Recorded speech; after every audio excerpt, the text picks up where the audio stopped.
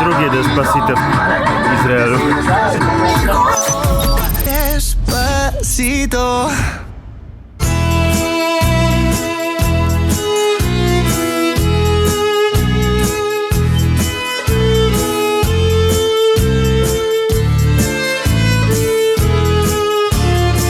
Okazuje się, że jest artykuł w gazecie na temat tej akcji, w której biorę udział.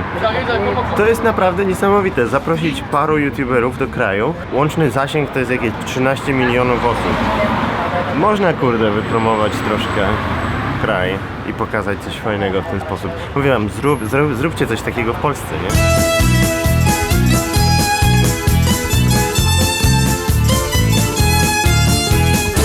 Także jestem w Jerozolimie.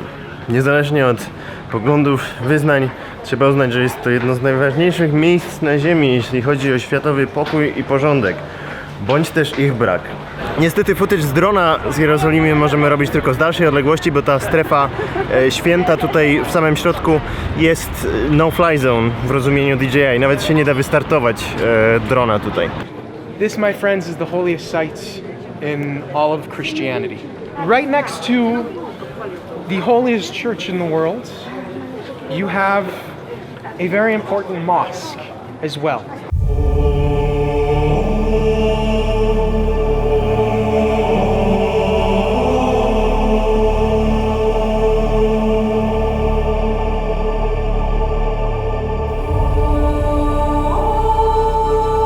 Tutaj za mną znajduje się Bazylika Grobu Świętego.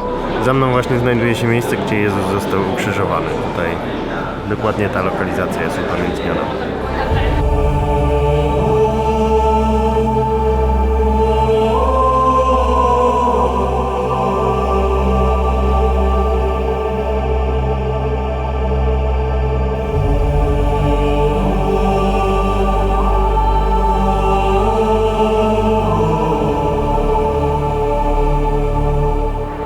No naprawdę, kurczę, aż ciarki przechodzą od całej tej historii, która tutaj ma miejsce.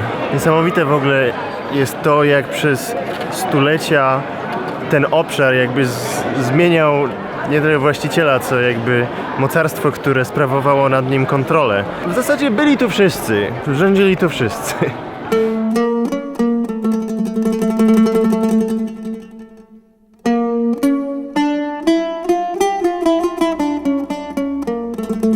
Tak mi się wydaje, że już tutaj byłem kiedyś i wymyśliłem Assassin's Creed.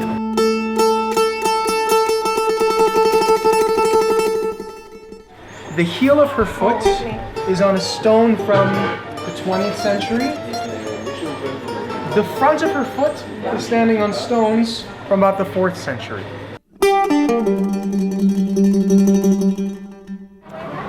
W pobliżu tych wszystkich świętych miejsc znajduje się wielkie targowisko, gdzie można kupować różne takie dewocjonalia z różnych religii. No i oczywiście trzeba się strasznie targować. Ja nic nie kupuję. Nic nie zamierzam tutaj kupić. To jest naprawdę dziwna pamiątka, taka korona cierniowa. Wiadomo, że co kto lubi, ale ja zawsze mam taki problem z dewocjonaliami, że duża ich część wydaje mi się taka wręcz obraźliwa.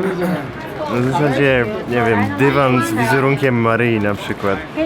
No nie wiem, czy to jest takie fajne, czy takie na miejscu. W sensie dywan na ścianę, nie taki do deptania, ale cały czas, no nie wiem, kurde.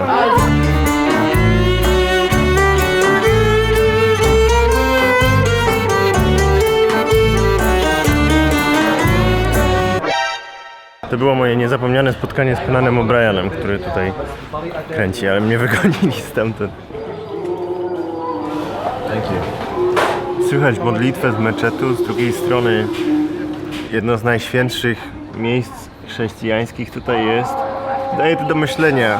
Z jednej strony jest tu jakiś element tego pojednania, że tutaj sobie tak koegzystują. Z drugiej strony ten obszar przez wieki był kotłem. Kotłem, gdzie wszyscy się napierdali cały czas. Nie wiadomo, czy to jest wszystko symbol pokoju i pojednania, czy symbol tego, że pewnych konfliktów się nie da rozwiązać. Miejmy nadzieję, że to pierwsze, nie?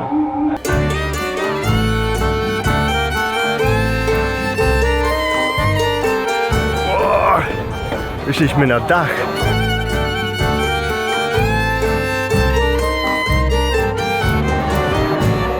Dużo ludzi z karabinami tutaj jest. Troszkę jestem nieprzyzwyczajony.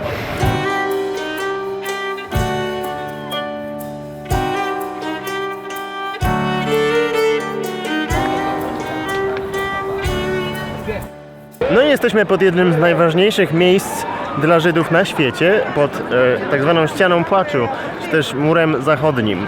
Podobno nazwa ściana płaczu jest taka mniej lubiana tutaj, czy mniej popularna tak naprawdę. Raczej się na to mówi mur zachodni po hebrajsku.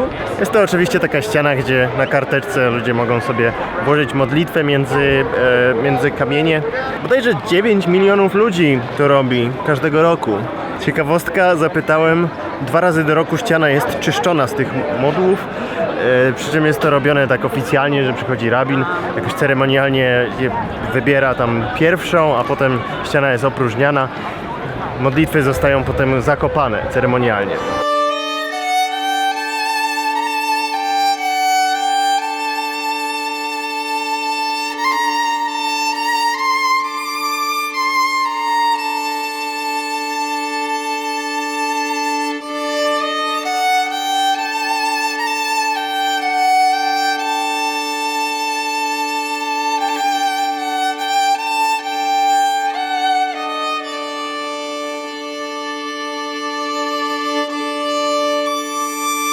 Strasznie mi się podoba ta architektura tutaj. Patrzcie w ogóle, jesteśmy na takiej pięknej ulicy na granicy armeńskiej części Jerozolimy. I tutaj klimat klasyczny. Jaki sklep jest? Odżywki białkowe. Nie mogliśmy przejść obojętnie, co ja mówię? Nie mogliśmy sobie nie zrobić zdjęcia biblijnego.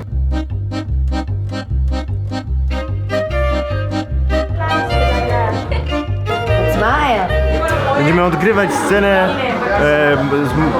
z dzieciątkiem Mojżeszem. To jest najlepsze, co widzieliście w życiu.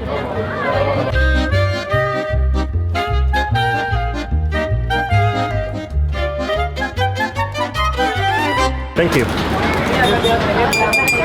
Falafel.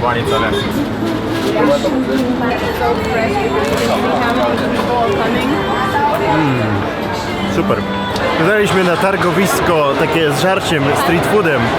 Nazywa się Machane Yehuda. Pewnie zdarzy nam tę nazwę kompletnie. Próbujemy różnych rzeczy. Tutaj mamy stand z sokiem.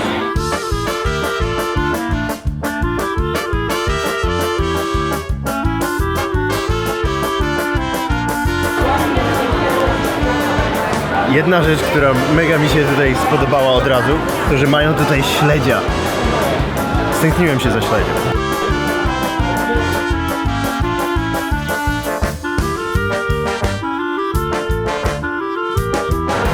We don't have to say anything. Okay. You never talk in your video. Sometimes. That's good.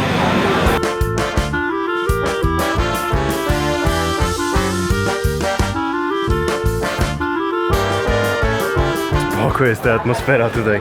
Podobają mi się wszystkie te takie dziadki, które sobie siedzą przy straganach. Takie jak z tego National Geographic. Taki zawsze jest taki dziadek tutaj na filmie z czegoś takiego.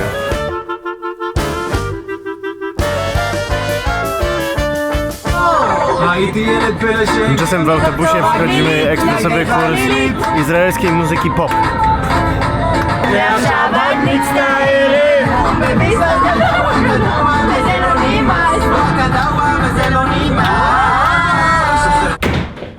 Dwie godziny odpoczynku. Nie będę spać, idę biegać. To nie był najdłuższy bieg, ani najbardziej spójny, ale liczy się fakt. Plus turystyka biegowa, czyli oglądanie widoków biegając, to jest moje największe odkrycie w tym roku. To jest naprawdę mega zajebista sprawa. Polecam. Grubo. Tam jest święte miasto. Naprawdę niesamowite jest sobie tutaj biegać i myśleć, że wieki temu po tych samych ulicach hasał tu sobie Altair z Assassin's Creed. Trochę już z tym bieganiem się za bardzo tutaj w tej serii Casey Neistat robi, więc nie przesadzajmy. To dostałem takie okularki.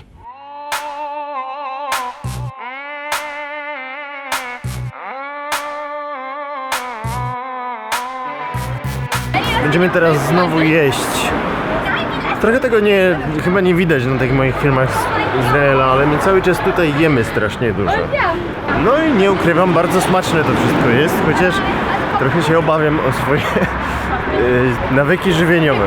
Teraz w ogóle będziemy doświadczać życia nocnego Jerozolimy, co jest dla mnie ciekawym doświadczeniem, bo nie ukrywam, że Jerozolima kojarzy mi się głównie z pielgrzymkami dla starszych osób. Tymczasem, dziwko, jest to miasto, w którym są młodzi ludzie.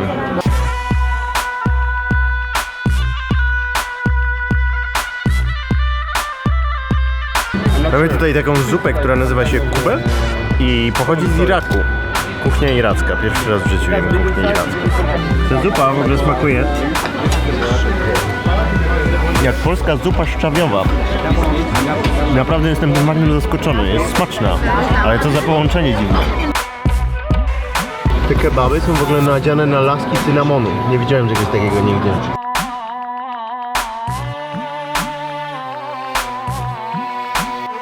Jest parę rzeczy, które mi przychodzą do głowy na temat izraelskiego jedzenia, z tego co widziałem. Po pierwsze, bardzo dużo warzyw tutaj się je, chociaż mogę mieć trochę skrzywione pojmowanie tego, bo w Japonii generalnie mało się je warzyw. Bardzo często jest po prostu mięso i ryż.